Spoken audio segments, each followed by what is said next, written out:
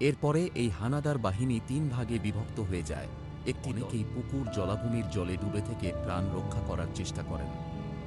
পাকিস্তানিরা খুব ধৈর্য ধরে পুকুরের ধারে দাঁড়িয়ে থাকে এবং নিঃশ্বাস নেওয়ার জন্য মাথা তুলে গুলি করে মারে।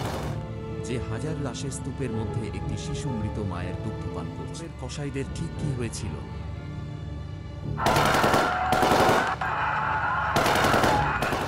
জালিয়ানওয়ালাবাগ হত্যাকাণ্ড সম্বন্ধে জানে না ভারতীয় উপমহাদেশে এমন ব্যক্তি বিরল। এই ঘটনার প্রতিবাদে দেশে বিদেশে নিন্দার ঝড় ওঠে এবং কবিগুরু রবীন্দ্রনাথ ঠাকুর নোবেল পুরস্কার পরিত্যাগ করেন। কিন্তু এই ঘটনায় মৃতের সংখ্যা জানেন কি? সরকারি হিসাবে 379 আর বেসরকারি মতে হাজারের কিছু বেশি। কিন্তু জালিয়ানওয়ালাবাগে যদি রক্তের ছিটে লেগে থাকে, অধুনা বাংলাদেশের চুকনগরে বয়ে গিয়েছিল রক্তের নদী। পাকিস্তানি জল্লাদ বাহিনী এবং তাদের রাজাকার সেনারা 1971 সালে এখানে প্রধানত হিন্দু সম্প্রদায়ের উপর এক ভয়ঙ্কর হত্যাকাণ্ড চালায়। স্বয়ংক্রিয় অস্ত্রের সাহায্যে ব্রাস্ট ফায়ার করে 4-5 ঘন্টার মধ্যে 10 থেকে 15,000 মানুষকে পশুর মতো হত্যা করার নক্কারজনক রেকর্ড পৃথিবীতে এই মুহূর্তে আর অন্তত কোথাও নেই। কিন্তু চুকনগরের ইতিহাস দূরে থাকুক, এর নাম ঠিক কতজন শুনেছে? বাংলাদেশে হয়তো কিছু মানুষ জানে, কিন্তু বাঙালি হিন্দুর পীঠস্থান পশ্চিমবঙ্গে। প্রশ্ন করলে উত্তরে পাবে না কিরণময় নীরবতা। অথচ মৃত ব্যক্তিরা তাদেরই, বিশেষত রিফিউজি পরিবারগুলি হয়তো পূর্বসূরি। মূল হত্যাকাণ্ডের প্রসঙ্গে যাওয়ার আগে ঘটনার পটভূমিকা বুঝে নেওয়া দরকার। 1971 সালের এপ্রিল-মে মাসে ইয়াহিয়ার জল্লাদ বাহিনী তখন পাইকারি হারে খুন জখম ধর্ষণ চালাচ্ছে, যার পোশাকি নাম অপারেশন সার্চলাইট। এই গণহত্যার প্রধান টার্গেট ছিল পূর্ব পাকিস্তানের সংখ্যালঘু হিন্দু সম্প্রদায়। তারা তখন কাতারে কাতারে প্রাণ হাতে নিয়ে ভারতের উদ্দেশ্যে পালাতে থাকে। প্রশ্ন হল, চুকনগরকেই কেন হত্যাকাণ্ডের জন্য বেছে নেওয়া হলো? এর কারণ হল, পূর্ব পাকিস্তানের দক্ষিণ পশ্চিমাঞ্চল থেকে ভারতে যাওয়ার পথে চুকনগর অন্যতম ট্রানজিট রুট হিসাবে কাজ করত। স্থলপথে যাওয়ার পথ ছিল যশোর থেকে চুকনগর হয়ে সাতক্ষীরা পর্যন্ত একটি পাকা ইটের সড়ক। চুকনগর বাজার ছিল যাত্রা বিরতি স্থল। তাছাড়া চুকনগর ছিল ভদ্রা নদীর উপকূলে অবস্থিত এবং নদী পরিবেষ্টিত। তাই জলপথে যাতায়াতের পথও ছিল সুগম। তাই তৎকালীন পূর্ব পাকিস্তানের দক্ষিণ পশ্চিমাঞ্চল, যেমন খুলনা, বাগেরহাট, যশোর, বরিশাল এবং ফরিদপুর থেকে দলে দলে রিফিউজি, কেউ পায়ে হেঁটে, কেউ বা গরুর গাড়িতে বা নৌকায় চুকনগর বাজারে খাওয়া দাওয়া আর বিশ্রাম করে ভারতের উদ্দেশ্যে রওনা হতো।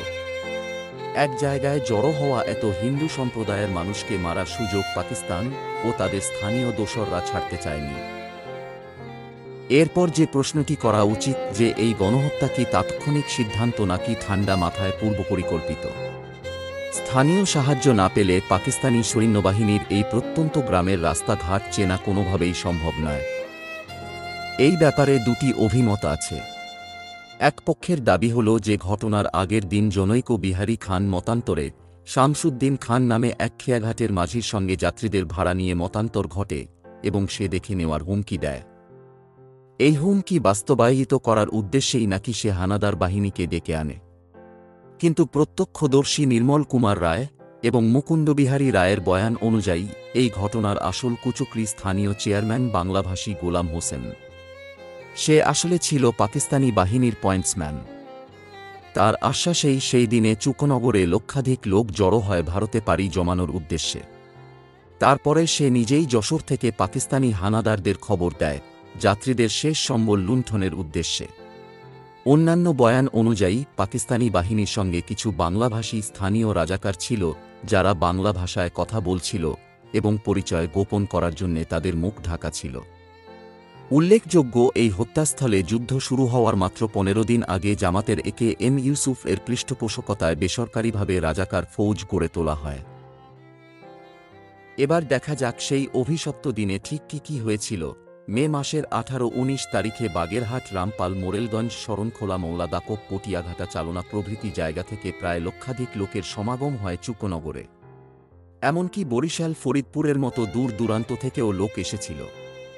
হঠাৎ করে বেলা 11টার সময় পাকিস্তানি আর্মির একটি ট্রাক ঝাউতলা এলাকার মালতিয়া মোড়ের কাছে এসে থামে। এরপরে এই হানাদার বাহিনী 3 ভাগে বিভক্ত হয়ে যায়।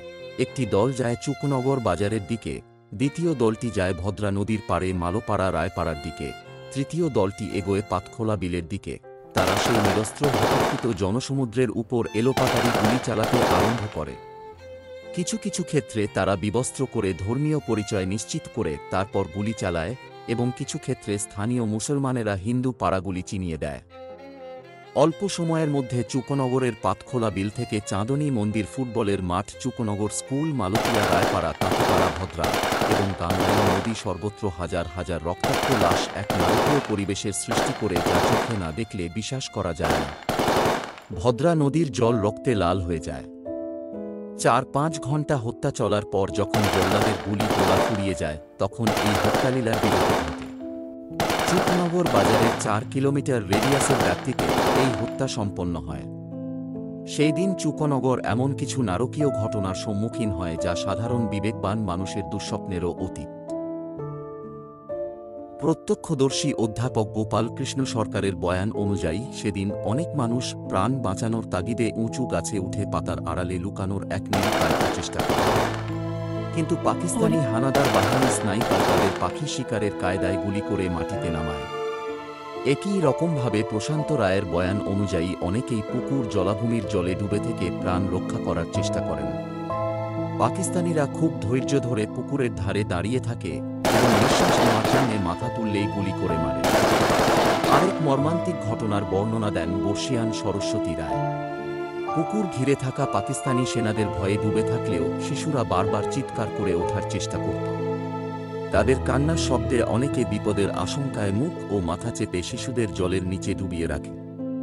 এর ফলে অনেক শিশু শ্বাসরুদ্ধ হয়ে মারা যায়। অরবিন্দ দাসের বয়ান অনুযায়ী গুলি ফুরিয়ে যাওয়ার পরে আহত কাতরাতে থাকা মানুষজনকে পাকিস্তানি বাহিনী বেয়নেট দিয়ে কুঁচিয়ে কুঁচিয়ে মারে। জনৈক এরশাদ আলী এক হৃদয়বিদারক দৃশ্য প্রত্যক্ষ করেন, যে হাজার লাশের স্তূপের মধ্যে একটি শিশু মৃত মায়ের দুগ্ধপান করছে। তিনি শিশুটিকে বাঁচিয়ে এক হিন্দু প্রতিবেশীকে সমর্পণ করে নবজীবন দান করেন। পরবর্তীকালে শিশুটির নাম হয় সুন্দরী বালা দাসী এবং বাংলাদেশ সরকার তার পুনর্বাসন দেন।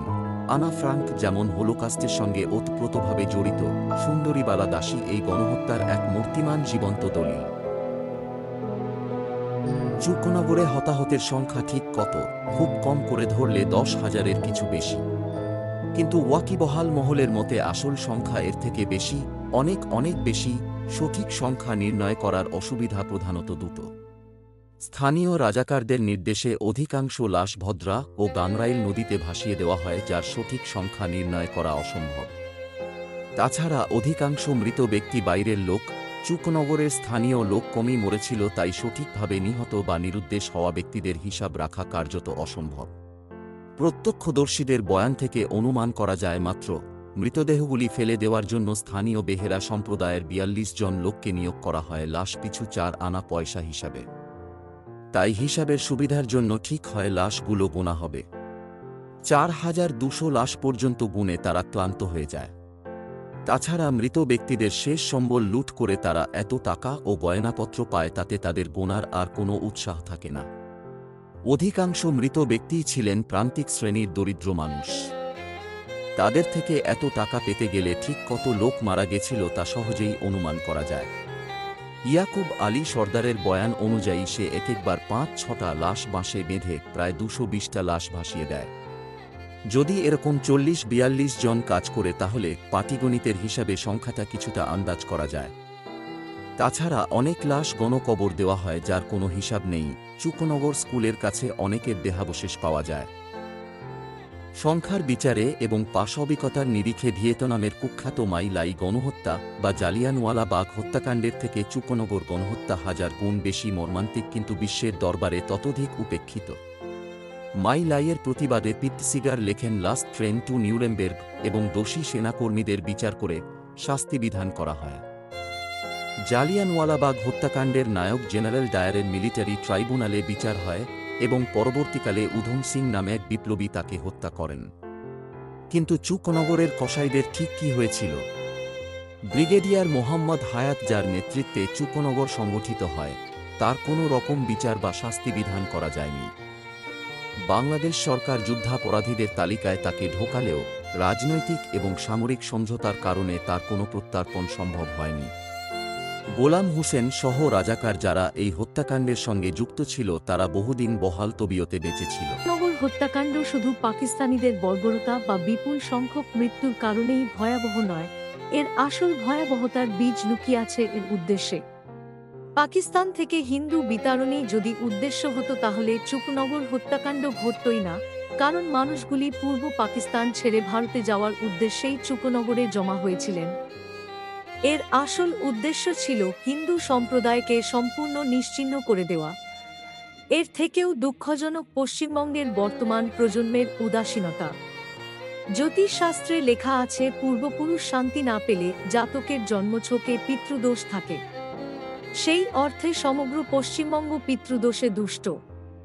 তাই এর পরে যখন মহালয়ায় পূর্বপুরুষদের উদ্দেশ্যে তর্পণ করতে যাবেন, তখন চুকনগরের এই অভাগা মানুষগুলোর কথা অবশ্যই মনে রাখবেন, যাদের বিদেহী আত্মা হয়তো আজও শান্তি পায়নি।